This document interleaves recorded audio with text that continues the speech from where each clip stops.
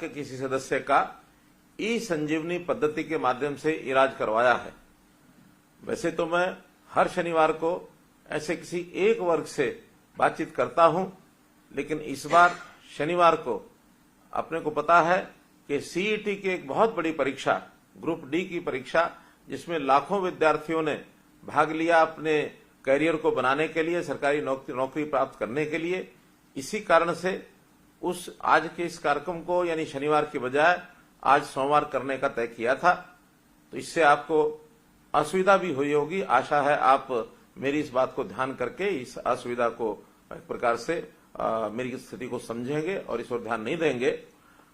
ई संजीवनी के माध्यम से हम सब लोग, क्योंकि डॉक्टर के साथ परामर्श करके इलाज करवाया है, और ऐसे लाखों लोग ऐसे हैं जो इस पद्धति से लाभान्वित हुए हैं।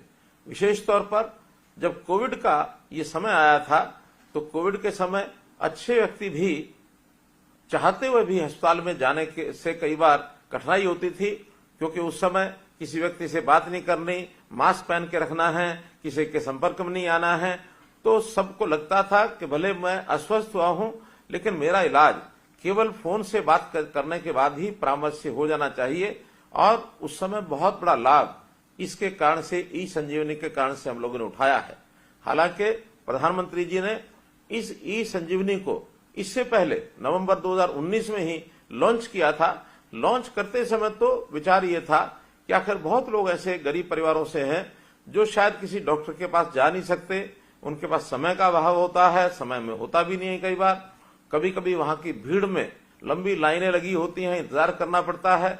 कभी कभी डॉक्टर के पास जाने से वैसे भी संकोच होता है। तो कोई ऐसी सेवा जो लोगों को फ्री में मिले और अपने घर से बैठकर टेलीफोन करके अपनी बातचीत बता सकें। बहुत बीमारियां ऐसी हैं जिसमें शायद अस्पताल में जाना इतना अनिवार्य भी नहीं होता, केवल डॉक्टर से बात करके और दवाई अगर वो हमको लिख के दे देते हैं, बता देते हैं, तो हम उस दवाई का प्रबंध करके और जाकर कहीं भी दुकान से लेकर उनकी बताई पद्धति के अनुसार जो भी डोज वो बताते हैं वैसा हम ले लेते हैं, और उस प्रकार से हमें ठीक एक प्रकार से राहत मिलती है। हमने इसके लिए अपने हर जिला केंद्र पर 2-2 डॉक्टर 24 घंटे की सेवा दे रहे हैं, नियुक्त किए हैं। और इसी प्रकार पीजीआई चंडीगढ़ में भी हमारा उनके साथ भी करार है, तो 8 डॉक्टर लगातार राउंड द क्लॉक वहां बैठते हैं। तो ऐसे 30 डॉक्टर्स एट ए टाइम ये हमको हर प्रकार की बीमारी का उचित परामर्श देने के लिए बैठे हैं। इसका लाभ उठाने के लिए लाखों लोगों ने, 1,02,000 लोगों ने, जो मेरे पास ठीक आंकड़ा है, अभी तक इसका लाभ उठाया है। तो मित्रों, डॉक्टर से बात करके अपनी संतुष्टि से, और हम ये जो डिजिटल स्वास्थ्य की सेवा है इसका लाभ हम लोग उठा रहे हैं। और निश्चित रूप से जो लोग डॉक्टर के पास जाने से कतराते हैं, कई बार उनको अच्छा लाभ इसमें से मिलता है और वो डॉक्टर के पास जाकर के उनको प्रतीक्षा नहीं करनी पड़ती और आसानी से एक प्रकार से इलाज करवा सकते हैं। दूसरा लाभ अस्पतालों को भी होता है। अस्पतालों में मरीजों का जो दबाव है वो भी कम होता है, डॉक्टर के पास भी दबाव कम होता है। तो इतने टेलीफोन के माध्यम से जितने लोग ओपीडी का अथवा अन्य बीमारियों का जो परामर्श लेते हैं इस टेली परामर्श से, और उनको भी सबको लाभ होता है। मैं तो आपको अपना एक अनुभव बताता हूं। मुझे भी कोविड के दौरान इस कोविड की बीमारी में से गुजरना पड़ा था, और इसके बाद जो आफ्टर इफेक्ट्स हुए थे, जो उसके बाद कुछ तकलीफें शेष रह जाती हैं, तो हमारे एक डॉक्टर मित्र ने, यहां से एक दूर डॉक्टर थे, दूरी अधिक थी, तो वहां जाने की बजाय उन्होंने कहा कि आज हम टेली परामर्श के माध्यम से इनसे दवाई पूछ लेते हैं। और उन्होंने टेली परामर्श के माध्यम से दवाई पूछी, एक 5 मिनट में सारी बातचीत बता दी गई, डॉक्टर ने अच्छी दवाई भी दे दी, और उस डॉक्टर की दवाई को सेवन करने के बाद मुझे उसका लाभ भी हुआ। तो वास्तव में इस टेली परामर्श की पद्धति से जिनके पास कंप्यूटर या इंटरनेट के साथ लगा हुआ कंप्यूटर है अथवा एंड्रॉइड का फोन है, वीडियो कॉल अथवा लाइव चैट के माध्यम से वो टेली कन्वर्सेशन करके और इस दवा का प्रारंभ कर सकते हैं। अभी ई संजीवनी के माध्यम से ओपीडी का जो जोर है, ओपीडी का जो दबाव है, वो भी काफी कम हो गया है।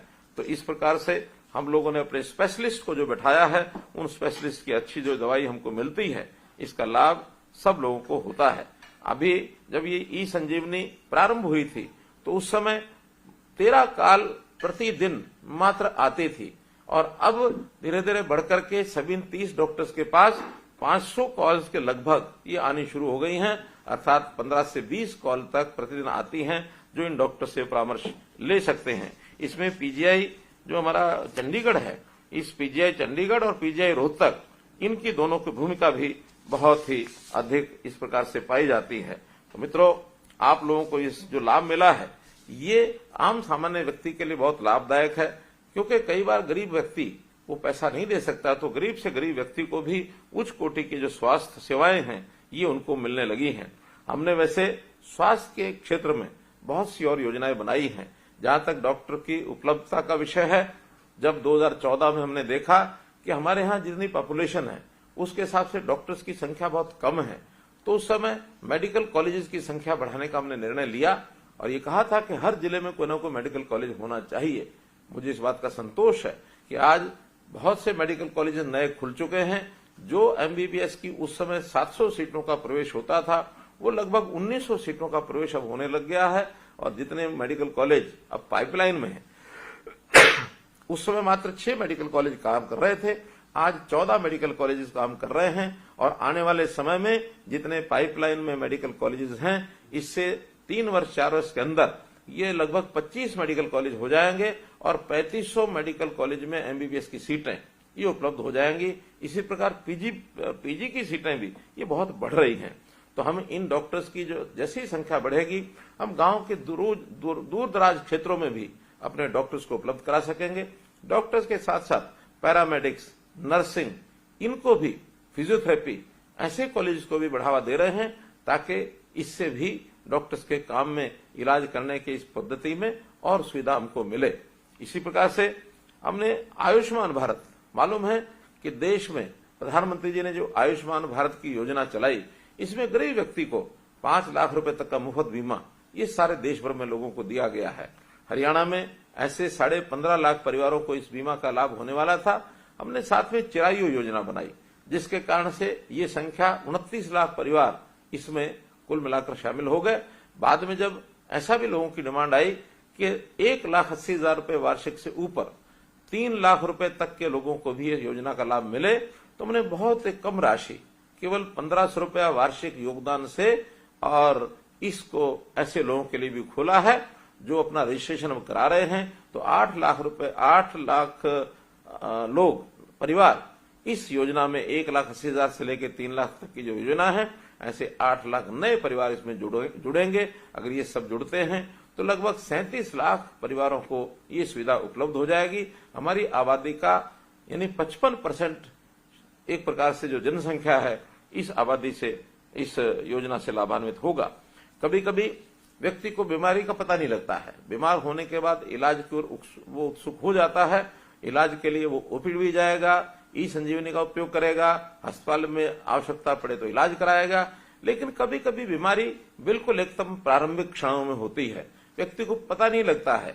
इस बात को भी ध्यान करते हुए हमने तय किया कि गरीब व्यक्तियों का 2 साल में एक बार शारीरिक परीक्षण, यानी उसका जो टेस्ट है, मेडिकल टेस्ट, ये अनिवार्य रूप से किया जाए। इस पद्धति को हमने निरोगी हरियाणा इसका नाम दिया।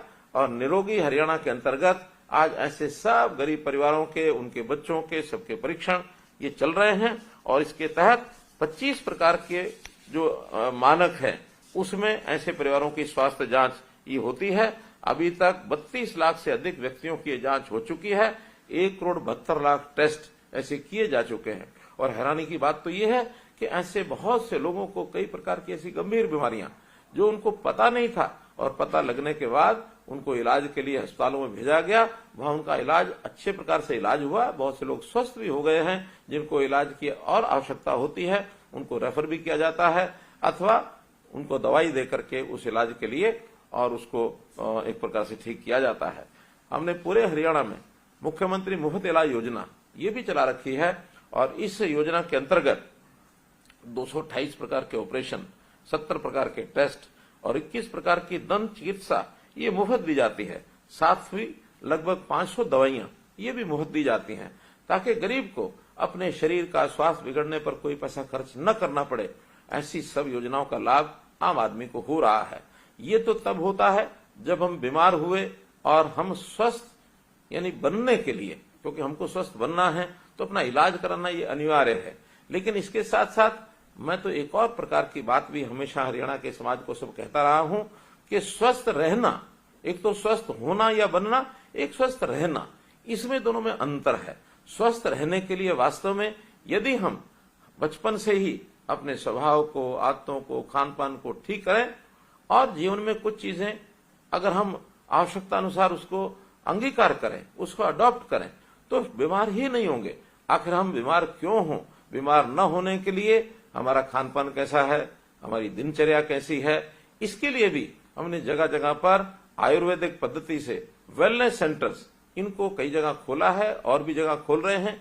व्यायाम पार्क, व्यायामशाला गांव के अंदर ये भी खोली जा रही है और वहां जाकर के योग करें, व्यायाम करें। खेलों में हरियाणा बहुत आगे है। खेल खेलने से भी हमारा स्वास्थ्य जो है वो ठीक होता है। और हमारा हरियाणा का युवक, दुर्भाग्य की बात है कि कई इलाकों में व्यसन जो उसको नशे का होने लगा है, ये भी कोई बहुत ही एक बुरी बात है जिससे उसका शरीर और स्वास्थ्य बिगड़ता है। इसके लिए भी हमने अभियान चलाया है, ड्रग फ्री हरियाणा, किस प्रकार से शराब मुक्त, नशा मुक्त ये हमारा हरियाणा इस प्रकार से हो, इस ओर जनता में जागरूकता पैदा करने के लिए पिछले दिनों में आपको मालूम है कि हमने 25 दिन की एक साइक्लोथॉन, साइकिल यात्रा ये निकाली। लाखों लोगों ने इसमें भाग लिया। लोग इसमें जागरूक होने की एक जो आवश्यकता होती है उसको करने के लिए एनजीओज भी आगे आए हैं, सरकार आगे आई है, संत महात्मा बहुत बड़ी संख्या में आगे आ रहे हैं जिनको समाज की चिंता है।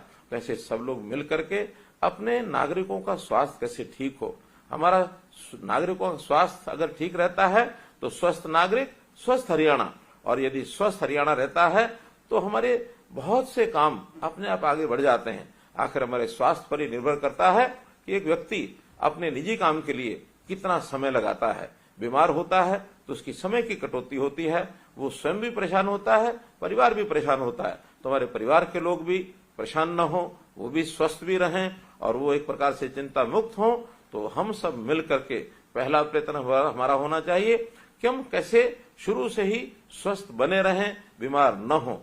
और हाँ, यदि बीमारी के कहीं लक्षण मिल जाए तो nip the evil in the bud, अर्थात बुराई को जड़ से ही मिटाने के लिए हमको प्रारंभ में ही प्रयत्न करने चाहिए। और उसके बाद इलाज के लिए गरीब आदमी का पैसा खर्च न हो, इसके लिए चाहे आयुष्मान भारत की बात है, चिरायु हरियाणा की बात है, निरोगी हरियाणा की बात है, ये सब योजनाएं हम चला रहे हैं। आप इनका लाभ उठाइए और अच्छे डॉक्टर्स, अच्छे कंसल्टेंट ये हमको मिले, इनकी संख्या हम बढ़ा रहे हैं। कुल मिलाकर ये सब काम इसीलिए किए जा रहे हैं कि हम स्वस्थ, हमारा हरियाणा स्वस्थ, देश स्वस्थ, ये होगा, हम सबका भला होगा। बहुत बहुत धन्यवाद, बहुत बहुत आभार।